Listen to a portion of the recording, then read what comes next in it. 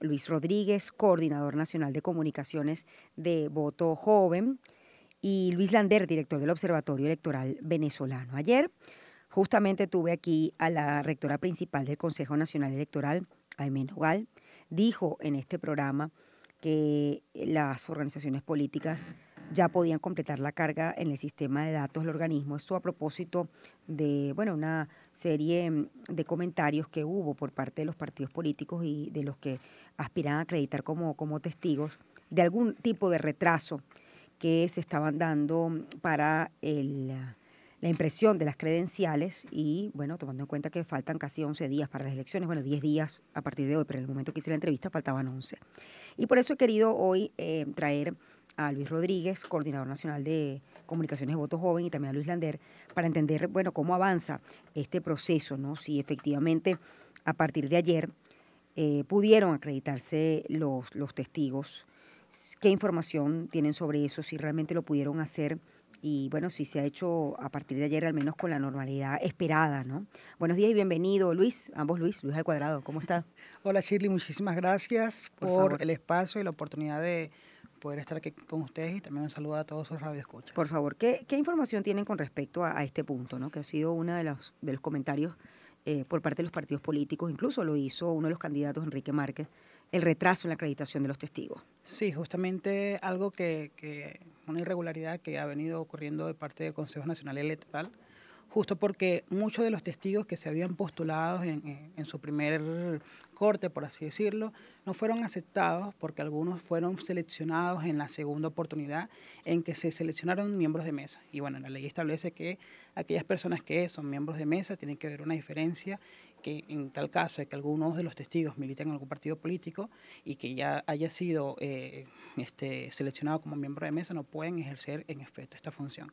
Entonces, por eso se habían dado estas ciertas irregularidades. Sin embargo, la ciudadanía y los partidos políticos principalmente, que son los encargados de seleccionar quiénes son estas personas que van a ser los testigos, han insistido al Consejo Nacional Electoral y ya empezó así justo a correr este proceso para empezar la acreditación. Algo que ya se debía hacer desde hace tiempo, pero ya justo la insistencia ciudadana, la insistencia de estos partidos políticos que han postulado a sus diferentes testigos, el proceso ya ha empezado a correr en marcha. Ayer comenzó a correr con mucha mayor facilidad que en el pasado. Es correcto.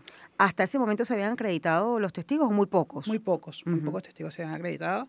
De igual forma, la intención es que, si se sigue insistiendo, porque, es una función bastante importante de cara a las elecciones del 28 de julio, no solo los testigos, sino también los miembros de mesa, pero en este caso los testigos seguir insistiendo principalmente y, formarse para poder defender el voto el día 28 de julio. No sé si tengo Luis Lander, creo que no, creo que se ha caído la comunicación porque tenemos problemas con el internet, pero continúo con Luis. Luis, este tema de la acreditación, este problema que han tenido, al menos hasta ahora, que entiendo que se ha solventado, ¿también se traslada a lo que es la capacitación de los miembros de mesa? Sí, justamente el tema con la capacitación de los miembros de mesa, el momento en que inició el proceso que se da de manera online a través del Consejo Nacional Electoral, la página web, empezó con diversas fallas, ¿no?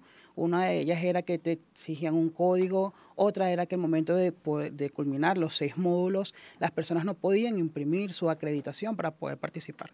Esto, justamente, debido a las fallas, muchas denuncias se empezaron a dar por las diferentes redes sociales y personas como Eugenio Martínez lo denunció constantemente, lo llevó de una manera bastante puntual, diciendo cuáles eran las irregularidades, pero ya actualmente las personas al momento de poder ingresar y hacer los 6 módulos pueden imprimir su credencial. El llamado es a que aquellas personas que ya lo hicieron previamente y que no lograron imprimir su credencial vuelvan a hacerlo. Yo sé que quizás es un proceso engorroso volver a hacerlo, ¿no? Pero es invertir unas horas para poder participar y tener claro todas las cosas que deben hacer para el 28 de julio, no solo el 28 de julio, sino también el 26, que es el día de la instalación de mesa, donde todos los miembros de mesa tienen que estar a las 8 de la mañana en cada uno de los centros de votación con sus credenciales impresas, porque es uno de los requisitos que exigen para poder ingresar y participar en estos procesos. Ya tengo a Luis Lander, director del Observatorio Electoral Venezolano, en línea. Luis, buenos días y bienvenido.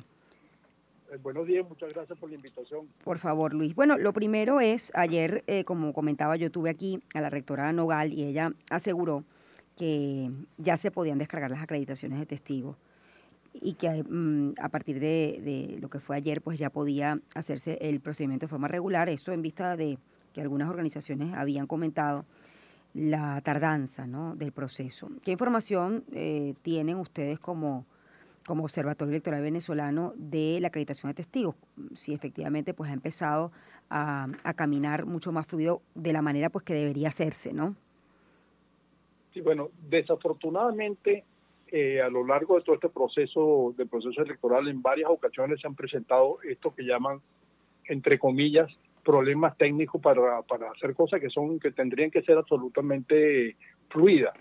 Por supuesto que esta forma de la acreditación de los testigos es un buen diseño, porque efectivamente de lo que se trataría aquí es que los comandos de campaña de los candidatos puedan postular a los que van a servir de testigos, de sus testigos en las distintas mesas, y entonces por internet se logra imprimir la credencial, y eso por supuesto resulta bastante más sencillo que como ha sido en otras ocasiones, que es que el Consejo Nacional Electoral imprime las credenciales y luego entonces tiene que hacer una distribución física personal en todo el país, que por supuesto es un proceso muy, muy engorroso.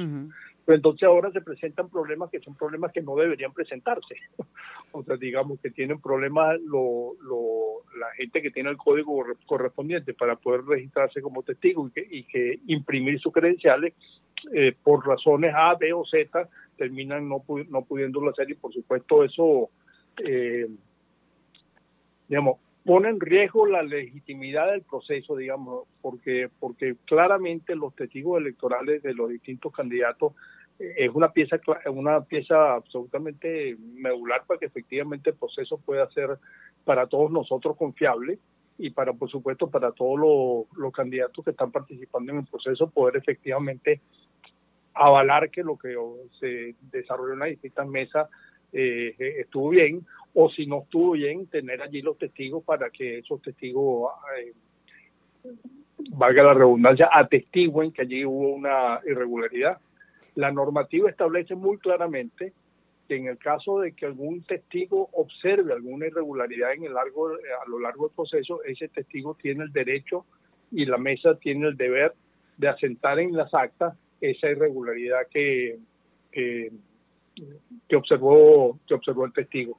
Y esto, por supuesto que si ya la irregularidad se cometió, es difícil revertir los efectos de esa irregularidad, pero el hecho de que en la mesa se sepa que cualquier irregularidad puede ser debidamente asentada en la mesa, de alguna manera inhibe la voluntad y la disposición de los distintos actores a cometer irregularidades, porque bueno, saben que hay allí un factor de vigilancia importante, ¿no? Según la rectora que estuvo aquí, la tardanza en la acreditación se debió al cruce de la data. Acuérdense que hubo un cambio, los testigos ya no podían estar en cualquier centro, sino en el centro asignado. Pero en teoría, a partir de ayer comenzó a fluir el proceso, por eso la pregunta, ¿no? Si efectivamente fue así. Sí, esperemos que efectivamente sea así. O sea, digamos, todavía estamos de aquí, creo que hasta el próximo sábado podrían estar inscribiéndose testigos para recibir su credencial, pero bueno, ha habido problemas. Afortunadamente la rectora ya anunció que esos problemas van a ser debidamente resueltos, y entonces bueno, lo que nos queda es esperar que efectivamente eso ocurra, porque repito, la figura de los testigos en la mesa de votación es una figura muy importante. Ahora, ¿ustedes han tenido la posibilidad quizás de tener acceso a esa data de cuántos testigos ha podido registrar las organizaciones políticas hasta el momento, Luis? No, la verdad es que no. Así en detalle cuántos se han registrado. Bueno, esto está como llama eso, un proceso en pleno desarrollo, que entonces, bueno, nosotros no estábamos metidos dentro del Consejo Nacional viendo lo que está pasando allí con las acreditaciones. Ahora, en el caso de Voto Joven, la participación, también la disposición a ser testigo, ¿no? Creo que es importante hablar de eso, ¿no? De quienes entiendan, digamos, la función que tienen desde el punto de vista electoral. Luis, estamos con dos Luis, Luis al cuadrado, voy con Luis, Luis Rodríguez. Sí, claro, sin duda alguna. Como dije al principio, a pesar de que esto depende completamente de los partidos políticos, la acreditación de los testigos, la postulación de diferentes personas que puedan participar en el proceso, muchas personas, ciudadanos, han escrito por las redes sociales, no solo a Voto Joven, sino a diferentes organizaciones de la sociedad civil, manifestando su voluntad y deseo de ser parte de este proceso, de ser testigo, de velar por el voto de la ciudadanía.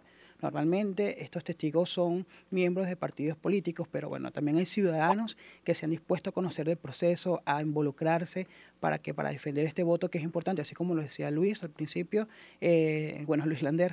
Es importante, sin duda alguna, la presencia de los testigos electorales en este proceso. ¿Por qué? Porque bueno, ellos van a velar por el voto de este candidato, de que el proceso sea del candidato que ellos desean y bueno, de que este proceso sea lo más limpio posible y claro para que bueno, la ciudadanía podamos tener una confianza plena en que el desarrollo del proceso el 28 de julio se está llevando a cabo. Entonces sí, hay una ciudadanía activa, una ciudadanía bastante interesada en participar, en involucrarse en el proceso. ¿Cuáles son los principales desafíos, ¿no?, en el caso del voto joven? Wow, sin duda alguna, presentamos muchísimos retos, sin embargo hay algo que nosotros celebramos actualmente, que a pesar de los obstáculos que se han presentado, se lograron inscribir 600.000 jóvenes que están dispuestos a participar en este proceso electoral, pero al mismo tiempo tenemos el deseo y el interés, sin duda alguna, de promover cambios primero en el país, en temas educativos, en temas de trabajo, de empleo, del futuro que deseamos los jóvenes, ¿no? Y bueno, sin duda alguna, otro de los desafíos es, bueno, renovar cada vez más las esperanzas para poder participar y poder tener unos resultados favorables para Venezuela. Dependiendo de nuestra participación, este 28 de julio van a depender los 5 años que vienen también para el país. A ver, Luis, con relación a la observación electoral, ¿no? Definitivamente, bueno, ¿quiénes van a observar estas elecciones? Y también entender un poco cuál es la función de estos observadores, ¿no? O esta veeduría, más que observación. Creo que es el término que se utiliza actualmente y que es el correcto, además por las características, ¿no? Al final, bueno, ¿cuántas son las organizaciones que van a, de alguna manera, hacer la veeduría de este proceso? Bueno, desde hace ya varios años hay una discusión semántica en torno a si es veeduría, observación o de qué cosa se trata, ¿no? En todo caso, digamos, aquí lo que creo que habría que hacer una diferencia, bueno, primero entre lo que es la observación nacional y la observación internacional. Ya están aquí en Venezuela quizás las dos principales organizaciones de observación internacional que van a participar en el proceso, que es la misión de expertos de las Naciones Unidas y la misión de observación electoral del Centro Carter. Como todos sabemos, en principio estaba dispuesta y hasta había enviado una delegación inicial a Venezuela, la Unión Europea, que había hecho un buen trabajo de observación en las elecciones del 2021, pero el presidente de la Asamblea Nacional en algún discurso público instó al Consejo Nacional Electoral a que lo desinvitara y efectivamente eso ocurrió. Ya por eso la Unión Europea no va a venir. Sí van a venir seguramente algunos otros invitados internacionales a Venezuela, pero quizás insisto, las dos más relevantes van a ser la de la Unión Europea, perdón, la de las Naciones Unidas y del Centro Carter. La de las Naciones Unidas es un tipo muy específico de observación, porque ese es un equipo pequeño, está integrado nada más que por 5 personas, así que eso no tiene capacidad de mirar demasiado ampliamente lo que está pasando, lo que va a pasar el 28, pero un equipo de que sabe claramente de qué se tratan los asuntos electorales y que por el hecho de venir en representación de la Unión Europea se ha podido reunir en Venezuela con todos los que ellos han querido reunirse.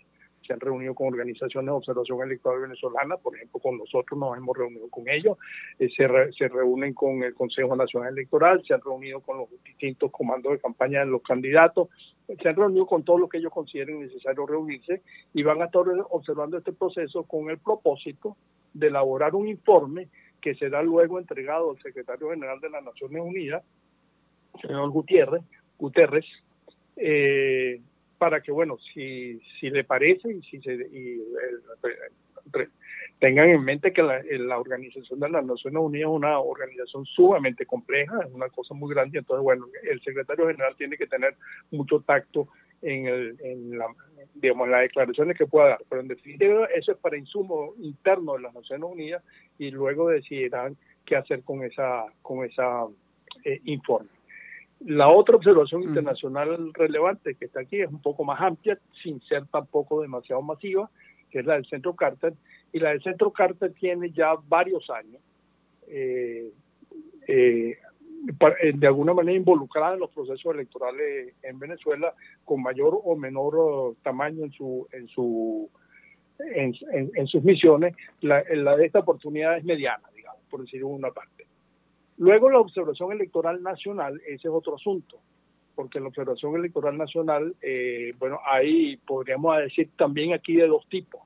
Una observación electoral nacional que el Consejo Nacional acredita, les da acreditación y eso le permite a esos observadores participar el 28, estar presente el 28 en los distintos centros y mesas de votación, y otras organizaciones de la sociedad civil, como tengo entendido, por ejemplo, Voto Joven, y pareciera, esto lo digo así todavía con duda por tener alguna rendija de esperanza, pareciera que nosotros también, el Observatorio Electoral Venezolano, tampoco vamos a ser, digamos, formalmente acreditados por el Consejo Nacional Electoral. Pero eso no nos impide, ni a Voto Joven seguramente, pero claramente a nosotros tampoco, hacer observación el día 28. En definitiva, hemos estado haciendo observación desde que este proceso se inició, que podríamos, qué sé yo, ponerle fecha de inicio a este proceso, las elecciones primarias de la oposición de octubre, no sé, en algún momento por allí empezó el asunto, y nosotros hemos estado de manera sistemática observando absolutamente todo el proceso. Y el día de las elecciones vamos a estar desplegando una red de observaciones en todo el país para ver cómo funcionan los centros. No vamos a tener credenciales para poder entrar a ver cómo funcionan concretamente las distintas mesas, pero sí vamos a poder desde afuera ver qué es lo que está pasando con los distintos centros electorales.